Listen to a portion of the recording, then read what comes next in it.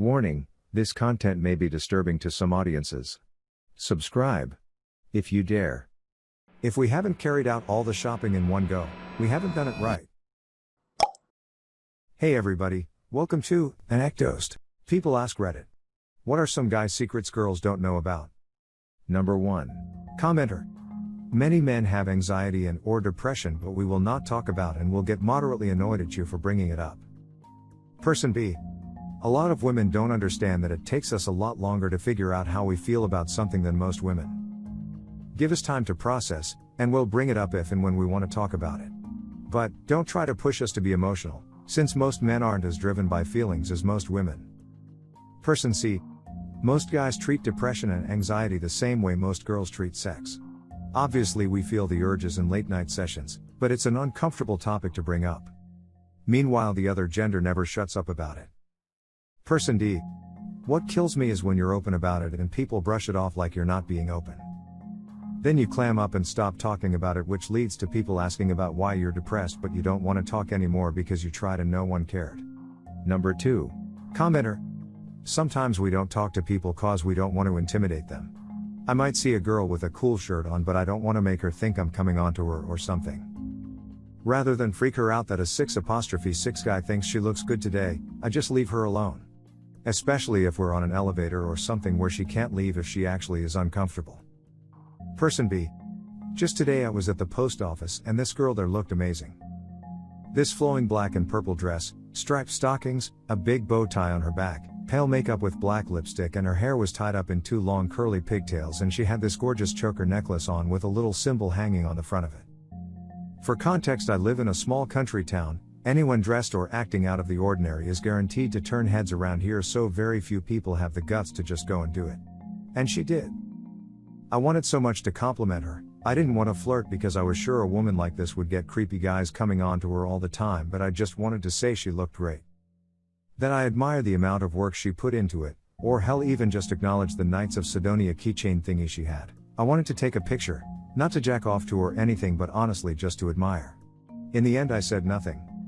Ladies, a load of guys are creeps, they think with their dicks. But a load of guys can also just appreciate a good look without also thinking must bang her. Number 3.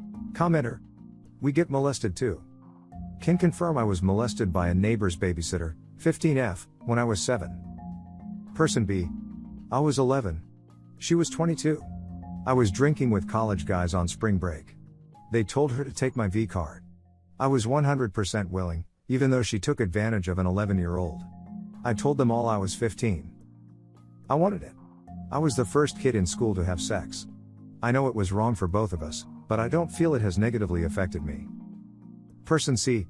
And it goes vastly underreported. Even with evidence in the US it's rarely seen as molested and just assault, and in countries like the UK the definition of molested says penetration in it, leaving no room for guys. Blatant sexism and no one cares. Person D. I remember this girl in a club who I didn't know constantly grabbing me and at one point grabbing my crotch. Wasn't interested in her and I ignored it.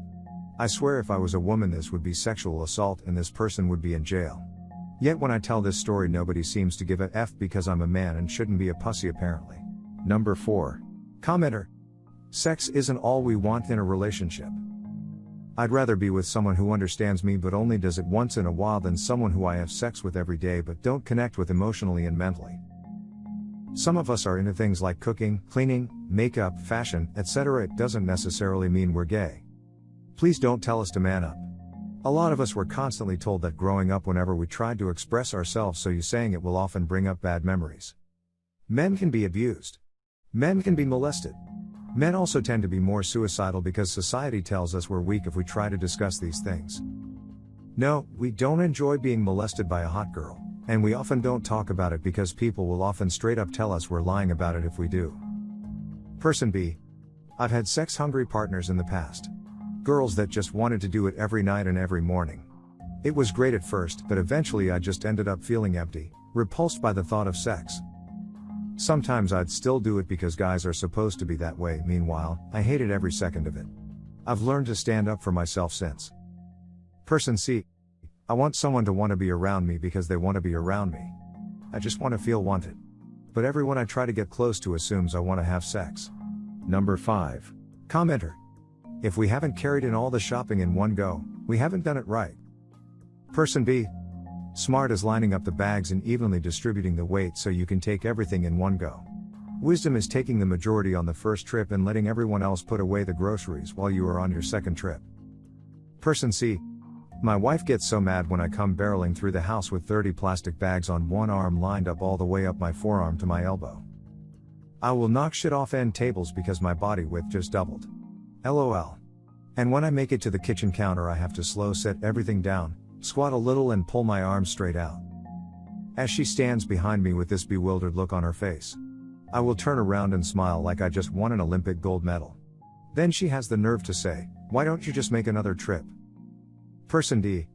I have to negotiate several steps to the porch, the door itself, pulled to so the cat doesn't get out, then the obstacle course of the living room couches and coffee table, and associated accoutrements. A sliver of walk space between the kitchen wall and the island, and two boys who are eager to help but can't quite manage the weight of the bags climbing all over them. And you got it, slow squat down so the eggs don't break, the yogurt stays upright, and the apples don't roll everywhere. And release. It doesn't matter what else I do today. I have peaked. Person E. I didn't understand this until I moved into an apartment. Living at home, the kitchen was next to the garage, so the walk wasn't an issue. However, now I park on the third floor and walk up a flight of stairs, and there's no way in hell I'm making that trip more than once with full arms. I've mastered the art of packing as much shit as possible, wearing the bags as balanced as I can when I go back home. Person F. If I can't carry it all in one go, the rest gets to stay in the car for a day or two.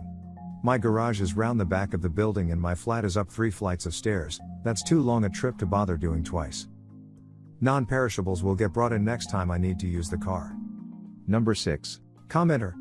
I get if other guys feel this too, but I'm always afraid of accidentally making women feel uncomfortable in my presence. For example, when I happen to walk in the same direction as a woman in front of me for a while. And I'm not even interested in women in the first place. Person B. I'm brown, not small, and I live in a big city where women are on high alert all the time. So I go out of my way to slow down, or speed up, when walking in proximity to a woman and we're both alone. My wife, mother, and sister have made me aware of my male privilege, and it's all I can think about sometimes that I might be making someone scared just by being there. I'm not afraid of repercussions for myself, I just never want to make people feel that way. I realized my smiling only helps sometimes, and speaking to them without being spoken to first is jarring sometimes.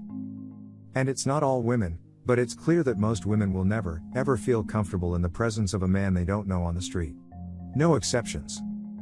I'm sorry that the world is shitty, and that women are often victims of circumstances they don't control. I'm trying, ladies. And I always interject when a panhandler gets aggressive or let you know when your bag is hanging open. I don't know the solution for this, but I am hyper aware of it, and I hope one day the world is safe for everyone, not just me. Person C. I'm a 6 feet 4 inches 270 pounds guy. I just don't feel comfortable around women in general due to this fact. If I don't know a woman and on an elevator with her, the paranoid thoughts ensue. I've literally been the aggressor my entire life. Most people don't realize this because most of the population is under 6 foot, but you simply cannot get upset in public as a 6 feet 4 inches 270 pounds man. Yes, I could be a potential threat to everyone in the room, but I'm not, and sometimes it feels really shitty knowing that I'm seen this way by default in most situations. I'm not trying to play victim because, let's be honest, just my size should make people feel some level of threat. It just sucks that this is some people's default view of me. I guess a size privilege comes at a cost. Person D. Big guys always seem to be considered intimidating, and yet we tend to be the nicest guys around. I abhor violence, I don't even argue, not argued whatsoever for about 4 years, and all my previous relationships have been really chilled, but because I'm physically imposing, girls always seem to keep me in their peripheral. Don't get me wrong, I don't blame them in the slightest, it's a necessary survival instinct. It just sucks that people in general judge you and almost fear you, or avoid you, or use names like alright, big man, when a lot of us are actual teddy bears with thoughts and feelings. Number 7. Commenter. Maybe this is more of a dad's secret, but I don't babysit my own kids. That's called fathering, damn it. Person B. This never failed to drive my dad crazy.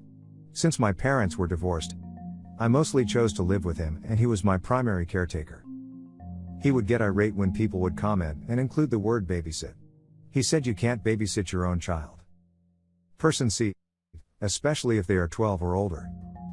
They have to grow up sometime. I recall fatherhood, and the sense we wish to get our kids to grow and become independent is the balance to many mothers' desire to nurture and enable. Person D. My partner went abroad the weekend just gone and I had my 3 kids by myself for 4 days. I got so many comments and questions about how I'm coping and do I need anything. I appreciated the thought, but geez, I'm not an idiot. They're my kids and I've never shied away from any aspect of their care. It annoys me when I do meet people whose partners treat it as a chore or babysitting or didn't do night feeds or change nappies. Number 8. My dad served in the Pacific during World War II. A kid from the Bronx, he had never been out of the Bronx in his entire life. Then he got sent to New Guinea.